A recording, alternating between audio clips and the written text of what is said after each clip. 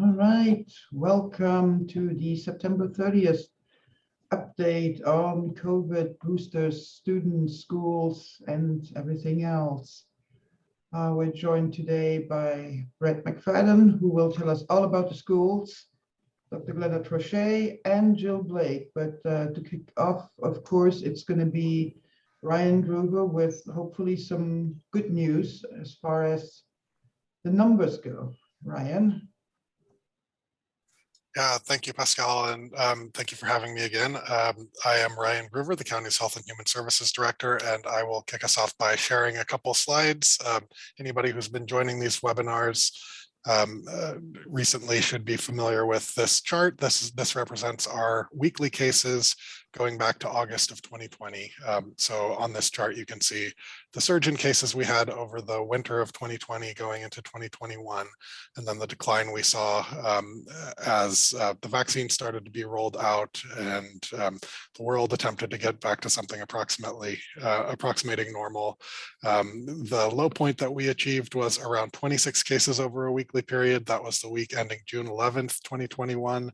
And then a couple things happened after that where we saw the lifting of the state's blueprint for a safer economy. So those included the restrictions on social distancing and business activities and things like that were lifted on June 15th. And then we saw the Delta variant really starting to take hold in the nation, in California and in Nevada County in particular. And that resulted in a dramatic surge in cases. We went up to 128, 214, and then we saw actually 4 weeks that exceeded the peak that we had achieved in the winter. So we were up almost as high as 500 cases over the week of September 3rd.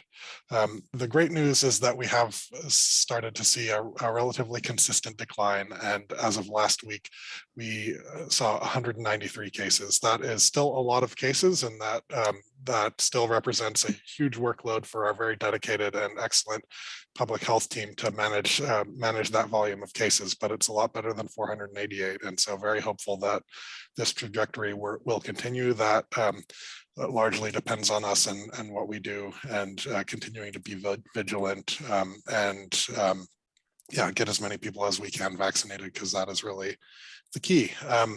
Just briefly, and I showed this slide last time as well, just want to put a finer point on the idea of the Delta variant. So this shows the various strains of COVID that have been tracked going back to March of 2020. And you can see that the Delta variant has just become completely dominant and basically represents all the cases that the state was seeing as of the last data that they've reported.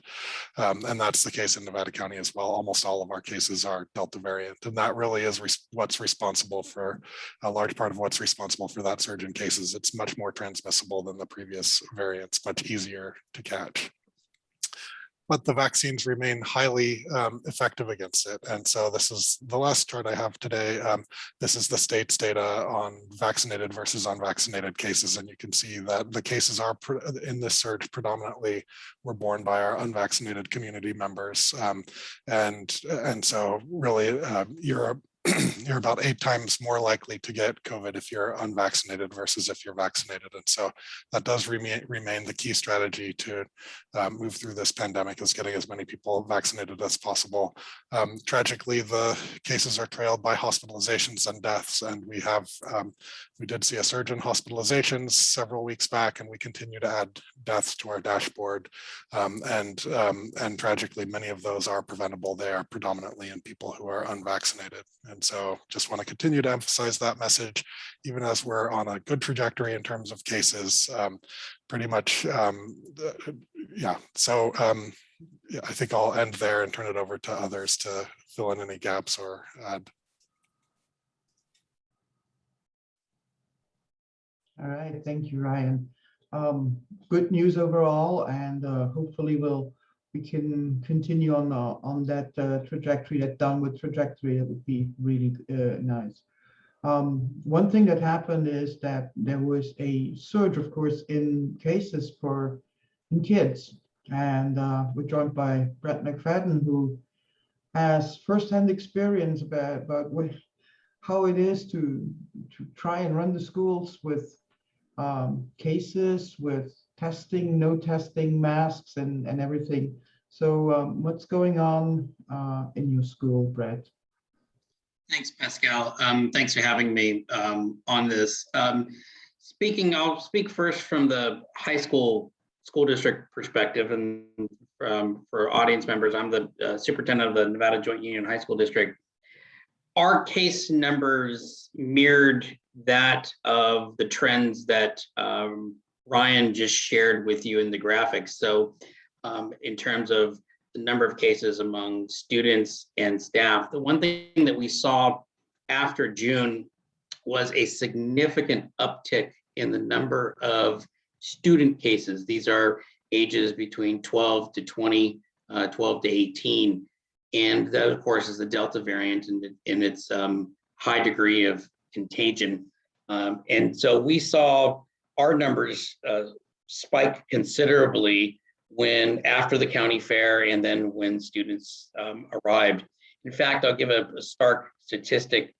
We started all school district, public school districts and charter schools on the western side of Nevada County started school on Monday, August 16th.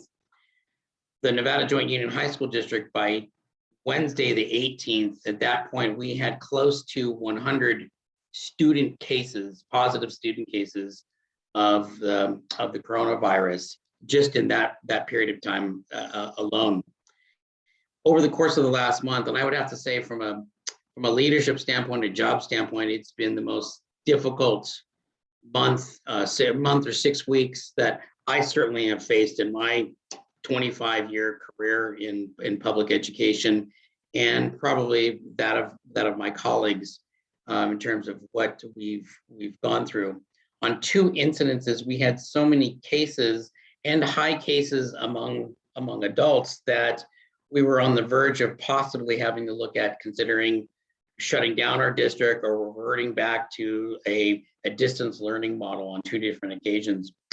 It got so bad, but with the help of our partners at the Nevada County Public Health and other partners, we were able to have on 2 different occasions a state California Department of Public Health outbreak response team come to the district on 2 different occasions over a 3-week period of time to provide assistance to us in contact tracing, testing, vaccinations, to provide us assistance just to remain open and viable. The good news is we've been able to remain open through this. And I have to remind myself, and I guess I remind my colleagues and those that are viewing this, is that while we're talking all of these issues in adult forums, education's happening and incredible things continue to happen on our campuses, both at the high school level and at the elementary level. This morning I had a chance, I spend usually one morning a week going into classrooms and visiting on campuses, and Thursdays are my mornings to do that. And in my, today, kids have been largely compliant. They're wearing their masks. They're doing what they need to do. Kids tend to be very, very resilient, and education's happening. And our educators in this county are doing all that they can to protect students, but also provide them a world-class education and world-class services for our students. And so that's certainly happening, and that's the good news. Our numbers right now are mirroring that of what we're experiencing in the county. So our numbers are lower, but I want to put it in context. If this was a year ago, I'll give you an example this way. We had approximately 10 student cases last week and approximately 2 staff cases. If we experienced those numbers a year ago, I would have been freaking out at that point. That is significant. But when you come off of having 30, 40 cases in a week and you get down to 10 and you feel like it's getting manageable. So while the numbers are getting better, we're not out of the woods. And I think my public health colleagues would concur with that. We still have a ways to go. So I'm not ready to be optimistic yet. I like where we're heading right now. I like our trends, but I think we have to remain vigilant in terms of what we're doing in terms of health protocols and such. At the elementary levels, our elementary grades are also experiencing significant challenges. Folks may think that this virus doesn't impact younger children. It does. Even more when you have a high percentage of your staff that will contact the virus or is exposed to it and have to go into quarantine, we lose the ability to run our schools. We're a people-intensive business, and so we need so many adults to be able to provide a safe and effective learning environment for students. And so our elementary districts, Nevada City, Grass Valley, Pleasant Ridge, have all experienced outbreaks in their classrooms, but also outbreaks among staff as well, and have had to shut down either particular classrooms or cohorts of classrooms, like an entire third grade cohort at a particular school, or a series of classes on any given day. And that disrupts school operations and in the instructional environment tremendously. So it's been challenging, extremely challenging, extremely difficult, but we're encouraged with what we're seeing now, but know that we still have a long ways to go. Thank you. Thanks, Brett. That's not out of the woods yet, but maybe the light at the end of the tunnel is not an oncoming train this time. Yeah, maybe. We'll see. We'll see. We get a couple questions ahead of this, and I'm going to turn to our public health experts here. Booster shots. So what can you tell us about booster shots? When are they available? Who can get them? Where do people go? And then also the questions about people who did not get a Pfizer shot, but either a Moderna or a J&J. What about boosters there? So I think I'll start and everybody else chime in. I see Dr. Stevens has joined us too, and she may have something to say too. Last week, the CDC recommended booster shots for people who received the Pfizer vaccine as their initial series, 6 months, at least 6 months after their first 2 doses. And this was based on evidence that shows that there is some decrease in immunity after 6 months after getting the Pfizer vaccine. The recommendation for the booster is 6 months or later after you received the initial series, only for people who received Pfizer. They are reviewing data for people who received the Moderna vaccine and for people who received the J&J vaccine.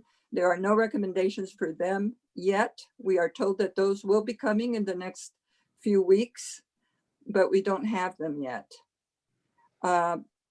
People need to understand that having received the initial series of the vaccine is very protective. It really, even if you are not eligible yet for a booster because you received Moderna or J&J vaccine, you are still very well protected. The protection wanes a little, but it's still in the high 60s, low 70% of protection, which is actually quite good. It's not the 90% that we are used to before Delta. So our recommendation is continue to follow all the protective non-pharmaceutical interventions, like wearing a mask when you're indoors with a lot of people, and even outdoors if you're in a crowded situation. Wash your hands frequently. And if you received the Pfizer vaccine 6 months or longer ago, you are eligible for a booster. The people who should get the booster are people who live in congregate settings, people over the age of 65, and people who ages 50 to 64 that have underlying medical conditions that would make an infection with COVID-19 very serious for them.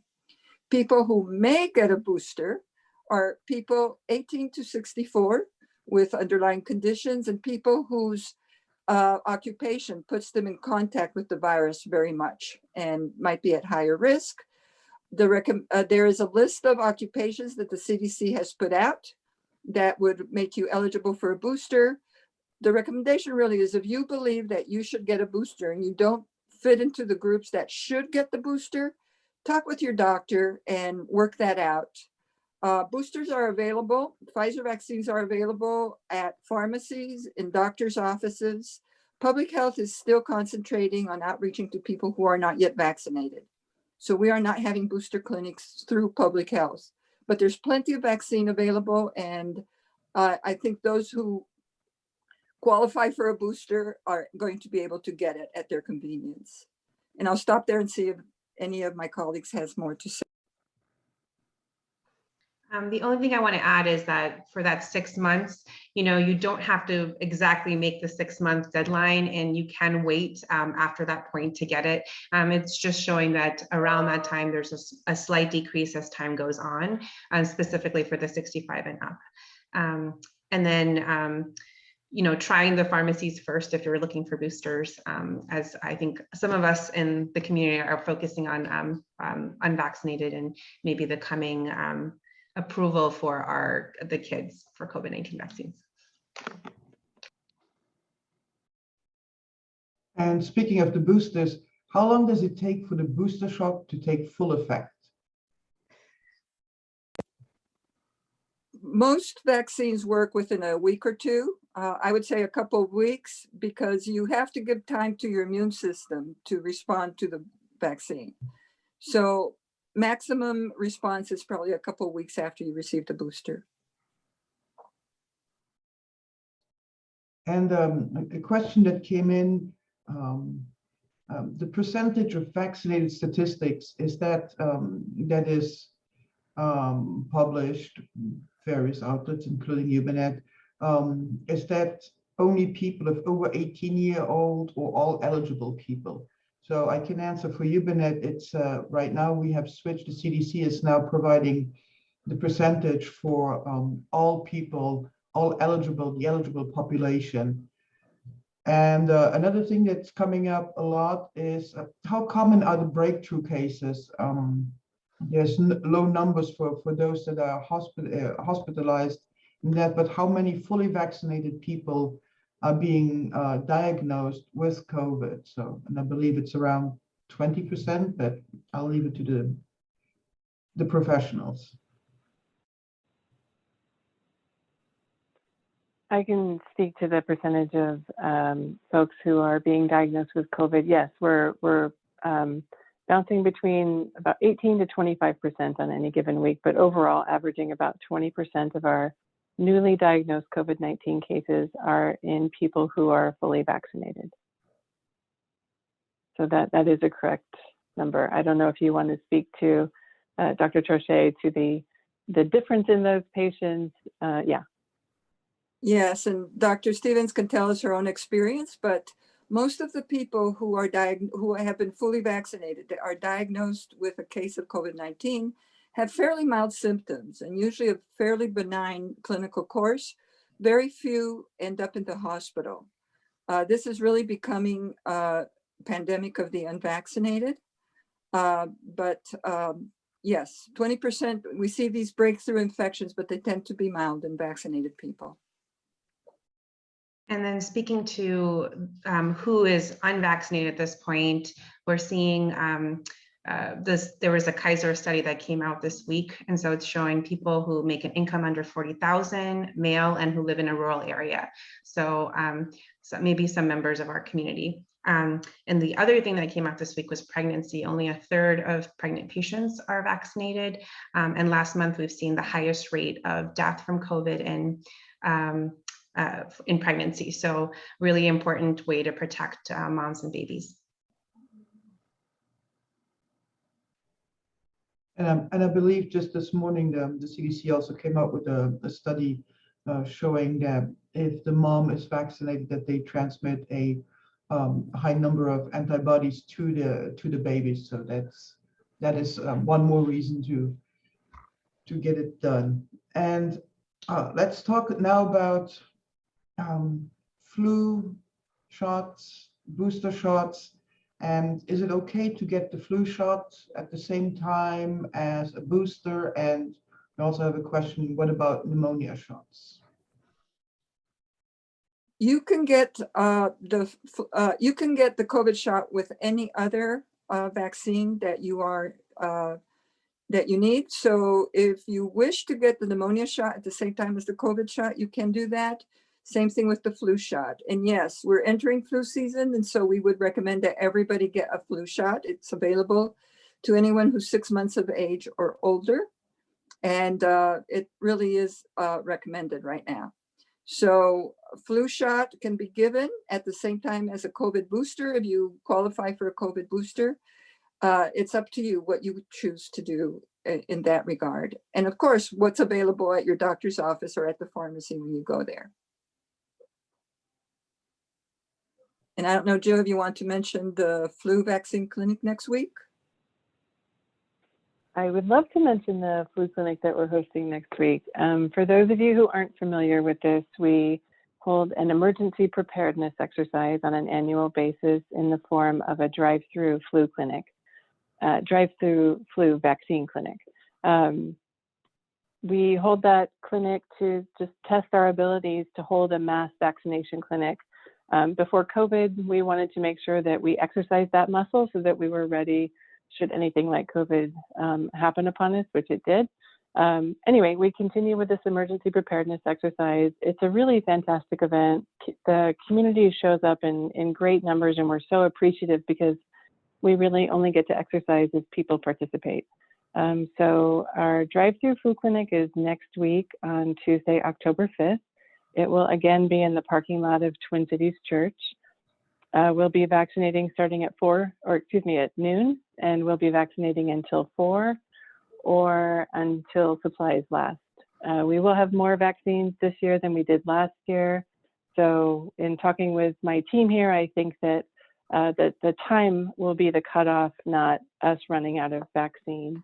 So we're very excited about the event.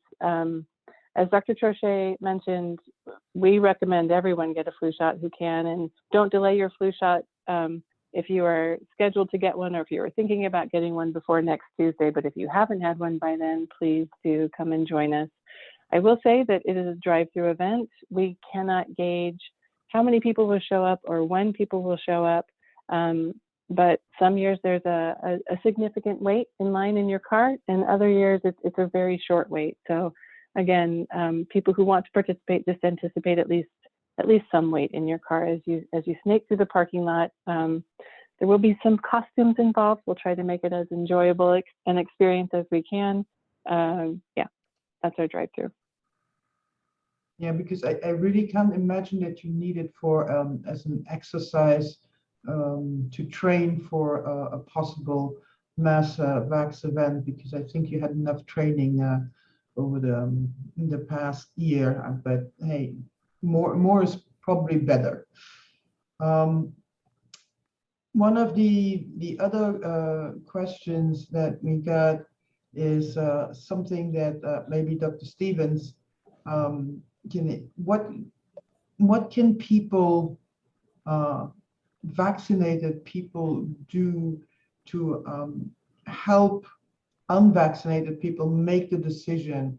And are there any resources out there to help people, well, talk to friends, family, neighbors, people, because there are people who really care about others and they really want them to get vaccinated. So what can they do?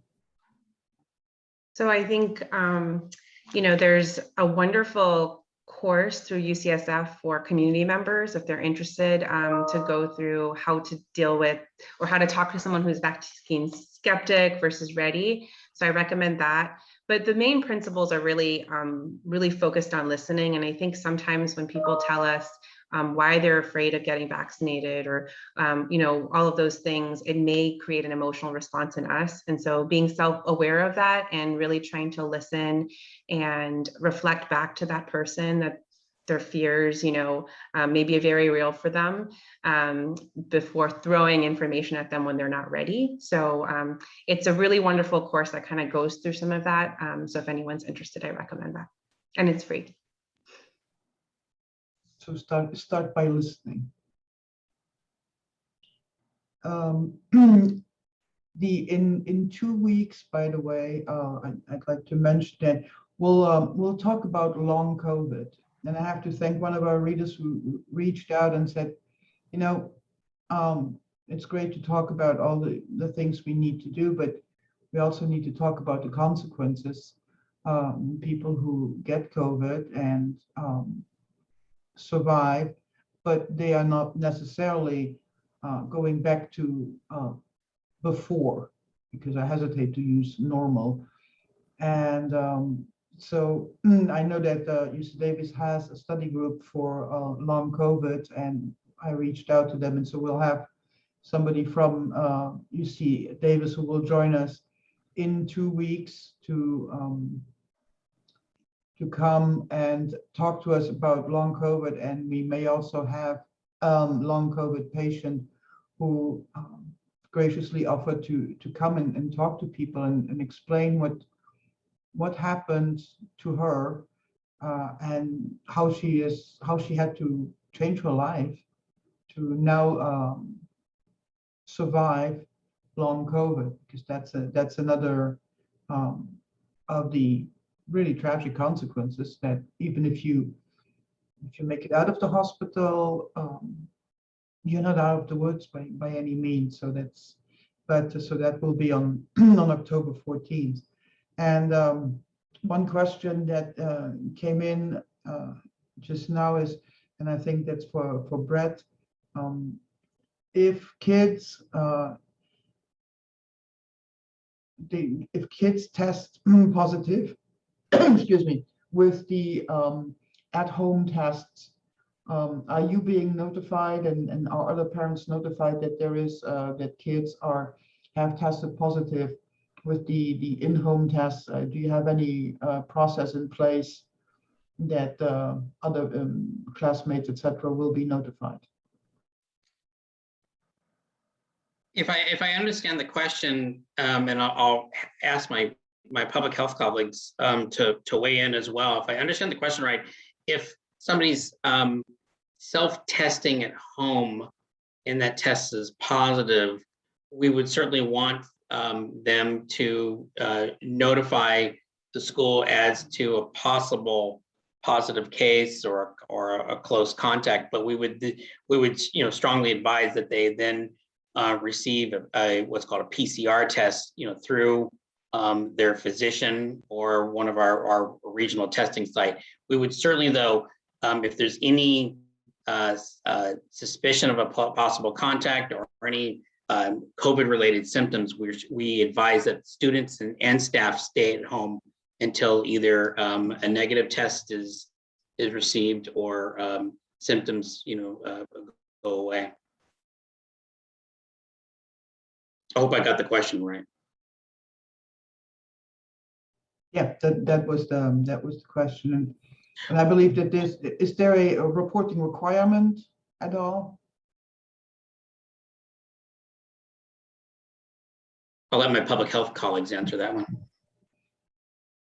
Some at-home tests have an application that comes with it on your cell phone that will automatically report the test result to public health.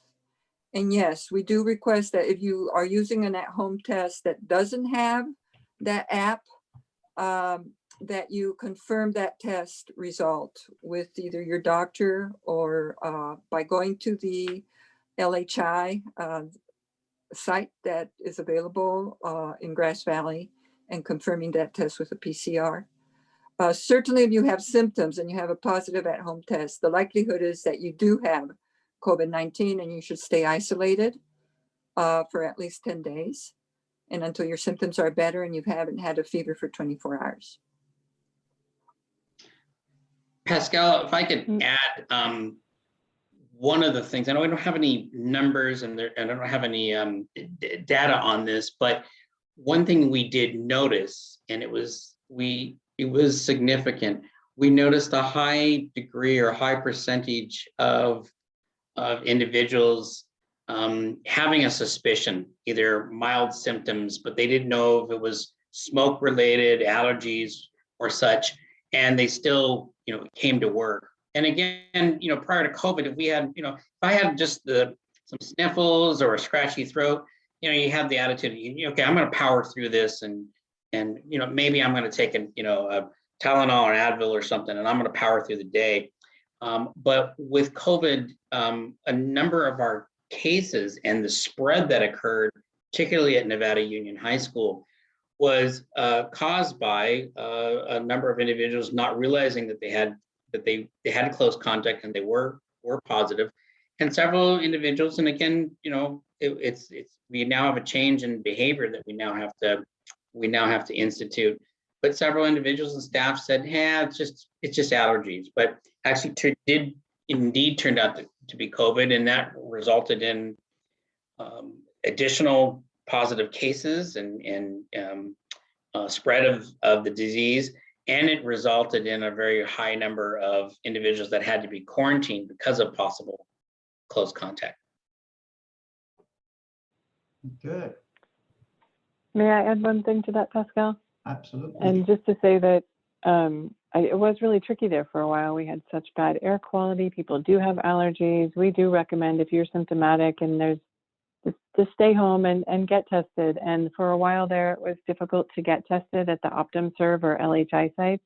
I just want to reassure people that utilization of those sites is quite down, and there is a lot of availability. So if you're experiencing those symptoms and you were hesitating about getting tested because you thought it might be difficult to get in, just know that it's not right now. So please do get tested, and please do stay home if you're symptomatic. And I think that's a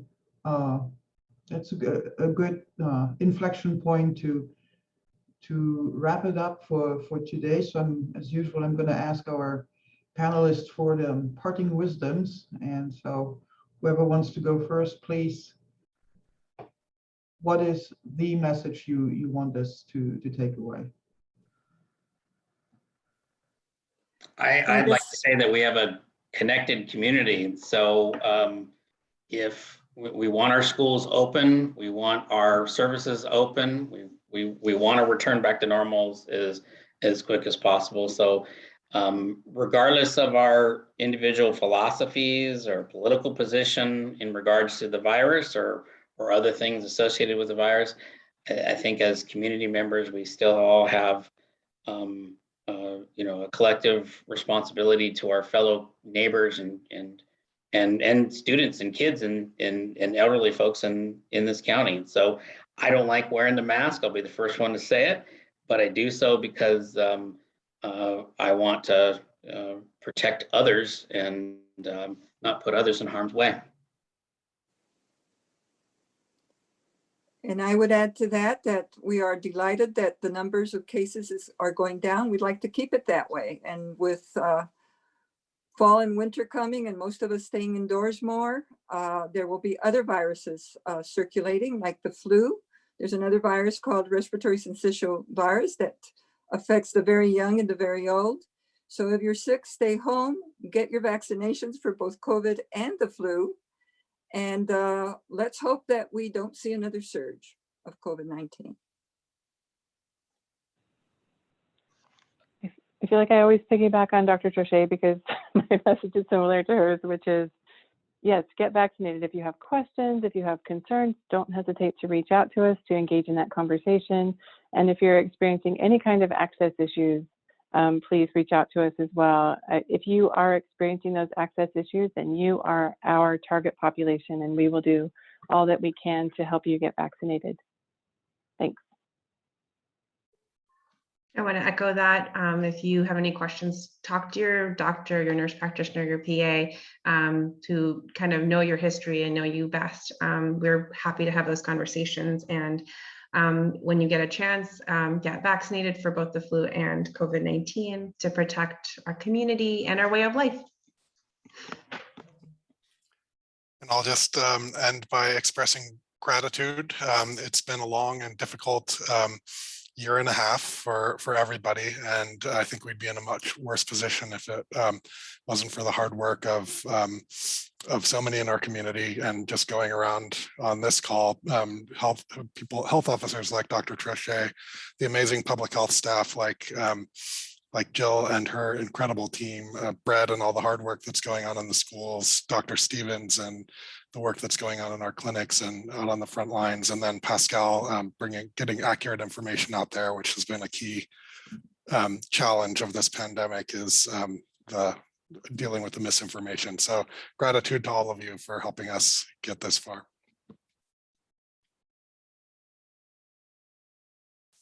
And with that, we will see you again in 2 weeks. And like I said, it's going to be long COVID. And thanks again to everybody who participated today. Thanks to our panelists. Thanks to everybody who participated here, and we'll see you in 2 weeks. Bye.